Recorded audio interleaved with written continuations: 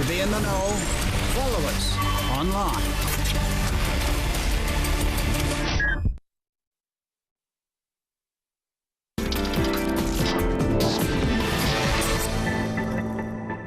Welcome back to the Kaiser Report. Time now to turn to Barb Jacobson, one of the organizers of the European Citizens Initiative for Unconditional Basic Income. Barb, welcome to the Kaiser Report. Thank you, Max. It's great to be here. All right, so Barb Jacobson, Unconditional Basic Income. What is it?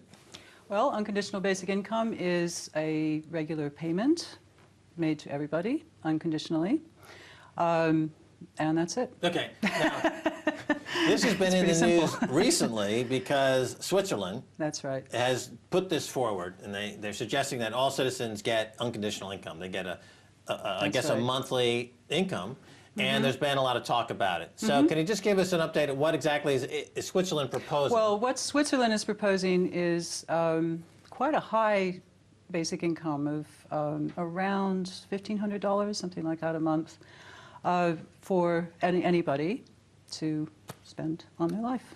Now, I'll tell you why this is an interesting topic for us here on the Kaiser Report, because we have this opinion that banks get an unconditional income Absolutely. in the form of quantitative easing. So there's a class in the industrialized world of bankers and their friends who, in the case of in the United States, they get $85 billion a month from Ben Bernanke. In unconditional income. Yes. They just stuff money into their pockets, and they do no work for this. There's another program where homeowners are involved in home equity lines of credit. They're extracting money from their home based on this quantitative easing. Once again, they're getting free money, a free income from the government. They're not working for this money, okay? So why should it then be such a leap of imagination, either for people who are not necessarily in the pockets of the bankers? Why shouldn't they also get some income? Well, indeed, this is what we think. And the thing is, I think, you see all the money behind us. It's not going out to the people. I mean, there are people saying, well, we should have QE for the people, actually, rather than QE for the banks all the time, or QE for wars, for example. There are a lot of things that happen which we'd really rather not see happening, as well as the fact that people just need the money. I mean, it came out today, I don't know if you heard the figure, but the GMB came out with the fact that the wages are going down, have been going down the last 5 years, have gone down by 20%. Right, so in the banking world, of course, the escalation of this free money is from inflation. They just print the money, and they take the money. Right. So in the basic income world, it comes from where? Well, the Citizens Income Trust has worked out how to do it from from the current tax base. There are a lot of other ideas about using land value taxation, or the financial transaction tax, or even VAT to give people a basic income. But I want to get back to this idea of the fact that you've got one group in society getting this free income versus another group which is being asked to accept austerity. Yeah, well, like the artist taxi driver says, this isn't a recession, this is a robbery. And as the cuts kick in, as the Social Security system here is made increasingly conditional, and you get this kind of state-sanction thing going on with workfare and the ESA and with Atos, it's really pushed a lot of us to be saying, well, actually, why don't we just get rid of all of the conditions on welfare and make it emancipatory? Make it something that people can just rely on and live their lives. I mean, you know yourself, I mean, all the music that came out of this country between the 60s and the 90s, most of those people started out on the dole. Well, it kind of opens up another idea where in a lot of countries, in Ireland, for example, there's folks who are artists are on kind of encouraged by the state because there is some residual and ancillary benefits to this. As you point out, there's an entire industries that can be created with the time available to folks who are going to then come up with new ideas and new thoughts. I wanted to kind of turn this around a little bit. For example, and look at this in a different way. So let's say that we know that the economy here in the UK is a managed economy. It's a centralized economy. It's run by the market policy committee, essentially, of the banking committee. And there's very little really free markets. What if the economy were suddenly opened up and it was a free market economy. So interest rates would trade as if they were determined by the market, not by the central bankers. And wages were actually allowed to rise in terms of the true demand, let's say. Would there be a need for of a basic income that you're talking about? So would it be a need for this in that scenario? Can you just talk on that a little bit? Well, I think it would be. There would be a need for it. I mean, the thing is with basic income, it's an actually very, very old idea. People started talking about it as early as the 1500s when the enclosures started, and people were taken off the land and were unable to use the land as a common resource and for subsistence. And we're seeing a kind of similar thing here with the kind of wealth extraction that's going on from whether it's the closure of industry or whether it's the cuts or whatever. And, you know, say if you did have what you talk about in terms of a free market economy, you still wouldn't have actually a free labor force. And what basic income does is actually free up the labor force to say, right, well, this work is worth doing and I want to do it, and this work isn't. Barb Jacobson, let me ask, so what do you think could be some of the ways to push this agenda forward? Obviously, Switzerland, I guess we're saying is... Well, Switzerland they're going to actually do a popular referendum. So the whole country will be asked, do you want a basic income? This is how much it is. The EU initiative is, it's a mechanism that was about the only good thing that came out of the Lisbon Agreement. And it gives EU citizens the right to tell the EC what to do. If you get 1 million signatures, that's what we're doing. Unfortunately, we couldn't ask for a basic income flat out. We had to ask the EC to look at the question. And so our initiative, which is the European Commission, we're asking them to just look at the question, do pilot studies, do some research into it. If you look at the research into basic income in other parts of the world, health outcomes rise, kids stay in education, nutrition gets better. It's a really good way of helping the poorest. Even though it goes to everybody, it actually helps the poorest the most.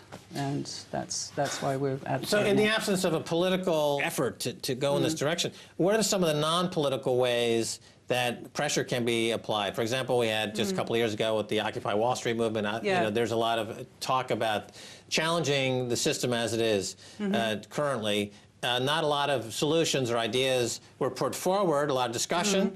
And I know personally, I think that if you look at some of the things happening in alternative finance, it seems like it's getting at this idea. For example, in the area of crowdfunding, there's crowdfunding energy platforms where people are putting up small amounts of money to invest in renewable energy, where they're getting a dividend based on the dividend of the renewable energy that's coming. That's a basic income from them, coming from the sun. So if the sun hits the solar panels, it drives energy use and consumption and economics of energy, in which they then get a part of that. It's like they're getting a basic income from the sun. And there's a couple of companies here in the UK that are involved in this renewable energy crowdfunding platform, which seems like a remarkable development. They're using technology, using finance. So that would seem like a great way to go forward with this idea if the governments are going to drag their feet. Yeah, well, I don't know. Have you spoken to Dimitri Kleiner recently? Who is? Tell us about Dimitri. He's writer of the Telecommunist Manifesto and calls himself a venture communist, and he talks about that in terms of doing mutuals. Okay, now the word communist, when you throw it into the mix, it immediately sets off alarm bells. A lot of alarm bells, because we're not talking about necessarily, let's say, Soviet-era communism. No, not at all, no. You know, which is what most people will think of, or Marxism. No, that's the thing. I mean, when this has been piloted... I'm looking at that red sweater now, and I'm thinking, wait a minute. What's going on here? They've got to call me. No, it's not. We have...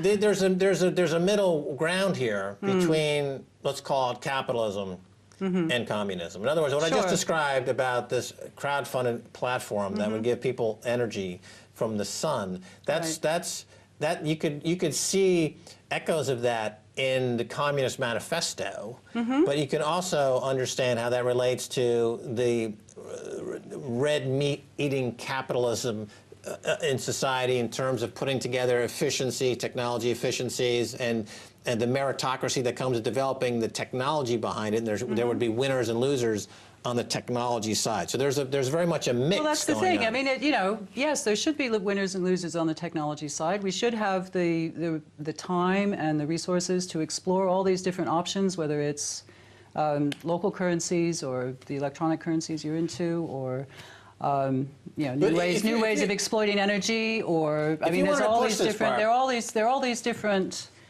You're going to tell me how to push it. No, I'm saying I'm saying, Barb, if you wanted to get a mass movement behind this, why isn't there something better way to brand it, to use a crass term like this, than dip into the communism bucket of paint? I mean, isn't there a better way to push this? Something yeah, well, I mean, some people call it a citizen's dividend. Or you have a social dividend. I mean, there's a very old idea from C.H. Douglas was a social dividend. Some people are calling it a citizen's dividend. I mean, if you think of us, of human beings, we all have a stock in the planet. And this would be actually a good way to support people in living while they figure out good ways to sort of deal with these different problems and as you say, possibly compete with them or just be able to live. And withdraw that money. Okay, I think we've gotten somewhere here. So the social dividend hints at the fact that it's not about just giving people money. No, it's about re-architecting the economy. Absolutely, because there's so much that the market doesn't pay for. I'm so sick of hearing people talk about the self-made person, self-made man, usually, and you just wonder, well, all right, so who changed his nappies? You know, nobody is. Well, sticking on at the end of the day, you know, nobody starts out alone. No, you know, everybody has some kind of support, and even if it's inadequate support, you can talk about, you know, a lot of different things about that. But well, let's roll back for a second before we got into the nappies. Okay. In other words, the economy it can be re-architected in a way where risks and rewards are more equally balanced. Yeah. And income can flow in ways that are more equitable without destroying capitalism per se, because you still have a competitive aspect to it. Well, that's the thing. I mean, some people say this is going to save capitalism, basic income, that is. Other people say that it will eventually let it wind down into something fair. I don't know. Okay? All right, we got to go. I think we agreed that the term social dividends is a good... Social dividend is a good one. And citizens' dividend is a good one. It's just to sort of think that this is our share of the economy. And I really want people to sign this year. In fact, you only have 14 days to do it. Basic Income 2013.eu. It's take a step into the future with basic income. Fair enough. Okay. We're out of time. Thanks for being on the Kaiser Report. Thank you, Max. And that's going to do it for this edition of the Kaiser Report with me, Max Kaiser, and Stacey Herbert. I'd like to thank our guest, Barb Jacobson of the European Citizens Initiative for Unconditional Basic Income.